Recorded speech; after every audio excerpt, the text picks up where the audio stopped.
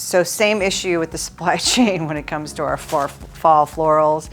I'm having to reinvent last year's things as well as like really old curly willow. So I'm hoping that the curly willow will add the height that we need, because we had all kinds of, I mean, this store is phenomenal about ordering faux flowers and plants because it adds so much. But obviously with the supply chain, there's a lot of things we did not get. So this is where your creativity comes in of reinventing old things. So we've got the last year's kind of plummy paper looking flowers. These did come in. And then we have this. Now, is this all gonna go together? I don't know, but let's see what we can do. First, I'm gonna add some greens into this. Well, actually, let's try to start with the tall. What's great is that these do play off of all of this color and definitely play back into all these Voluspa colors. So that's kind of where I'm going with this. And my thought is we add the big stuff in and then fill in some green with it. And I'm not kidding when I'm saying I'm literally making this up. I'm literally making this up right now. But that's, I think, the reason why I wanted to do this so much is because no one talks about this part of merchandising and design and display, is the what happens if we don't have what we plan for.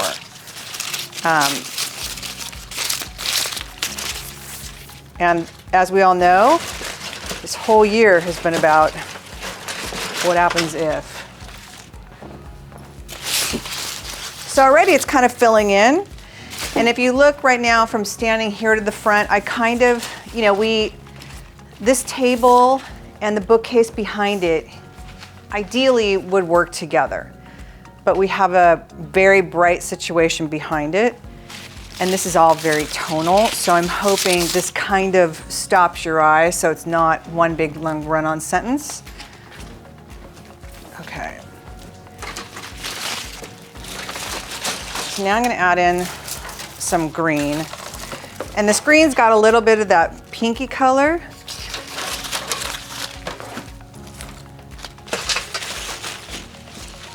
So we're just gonna kind of feed it in a little bit. I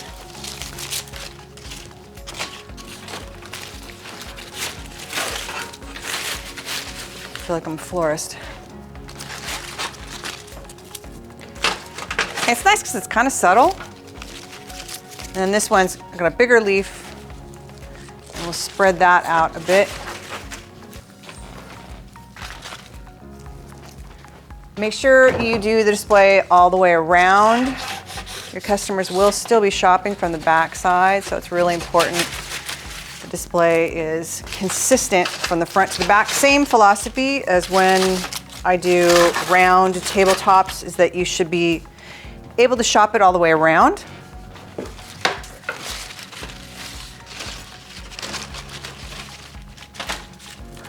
Oh, I love that.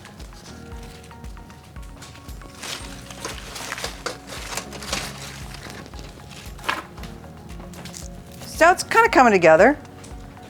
Is it what I wanted in the first place? Not really, but sometimes the mistakes end up being the best displays.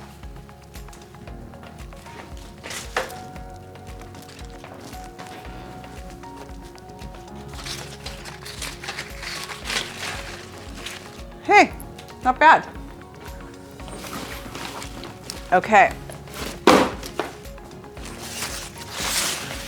We'll save these close by because, again, I like to tuck them in underneath things to take up some negative space. The second layer of things we have is going to be orange suitcases. This is solely for the color and for an additional surface. I know it seems extremely random, a suitcase. But again, here's my, what is it, the phrase? I don't know. Milk into milkshakes. I hate things on angles. That's another thing I'm gonna tell you right now. any store I go into, and this is an Anthropologie thing because Anthro works on grids, and the grid is basically the grid that your floor pattern is in. This is on an angle, totally against mine, but when you look at the space, we had only a rectangle table. Ideally, this would have been a big round table for flow. You can't put the table this way because it will literally stop traffic. You will literally not have customers going through. They'll get to this point and they'll turn around. And that's one thing I would say is challenge yourselves of walking your floor. We'll talk more about this later, but challenge yourself on walking your floor and seeing where you have tables that are blocking this way, and see your sales of your product behind that table. See if they're where they should be, and if you're having sell-through on some of that, because guaranteed you're not. So this is the one time I will use things at an angle. It's a long table, it's at an angle. You can get into the case line behind it. There's a clear pathway. We probably may need to shift this over a little bit.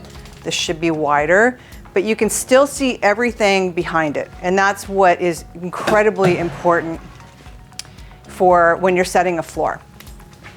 So there's my second layer of architecture. I've got really big boards. I think I'm going to drop one. Maybe back here. And this is so we get that Halloween orange and black. These maybe we'll use. Again, we're not going to show them used because what will happen is guaranteed a customer's going to come and want one of the boards. And if you have them all displayed and product layered up on them, you're sort of screwed. So we're going to put those down. We're going to figure out what we're going to do. We're going to use these bins for filling up. We're going to use these as well. I don't know if we have more of the shred. I'm gonna go and try and find this. This is called Excelsior. It's actually wood that comes in giant bales that they pack really tight.